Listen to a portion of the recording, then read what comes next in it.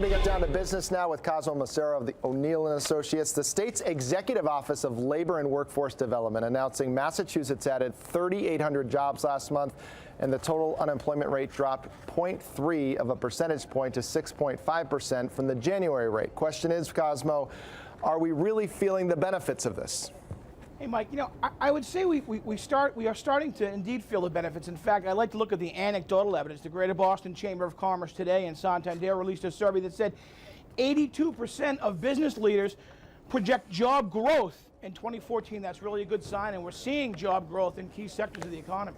Well, let's hope so. That sounds good. Switching gears, new research out saying 36% of current workers say they've saved $1,000 or less for retirement. That's a pretty big percentage of people that have basically no retirement. Yeah, it really is. For the under 35 group, there's still time to get your life in order. If you're over 40 or significantly over 40 like me, you ought to be saving about 20% of your income.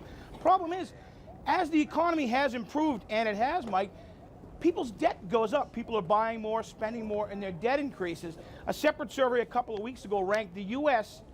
19th globally in retirement readiness. There indeed is a retirement crisis on the horizon for the U.S. So what should people be doing? I know it sounds good in theory to save 20%, like you said, but that's not always possible when you got all those bills. Yeah, for those who are fortunate to have a 401k plan with a match, number one, max out the 401k plan if you have it. If you've got the match, make sure you put in enough to take advantage of that. If you don't, and that's where the problem is, people who don't have access to a plan like that, they're the ones having a tough time to save. Got to try and put that money away to be prepared for retirement, and prioritize retirement ahead of things like college savings and saving for a home, because you got to prepare long term. You need about 80% of your current income to enjoy the same lifestyle in retirement. That's a lot of dough. People are living well much longer. And they need to have that money in retirement. Absolutely. That survey also showing only 44% say they or their spouses have tried to calculate how much money they're going to need by the time they actually retire. And what you're describing here is you're going to need a lot of money. Absolutely. That's the burying your head in the sand factor, which a lot of people are doing. They don't want to confront it and realize, hey, you know what? I've got this big nut down the road to take care of myself in my golden years.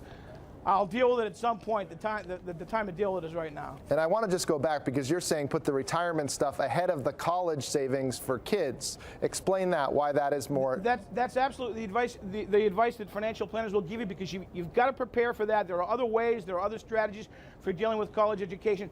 Once you're at the end of the line and you've completed your working years, you've got to have savings, and that's got to be your priority. All right, Cosmo Macero of O'Neill & Associates, we appreciate it. Mike, thank you.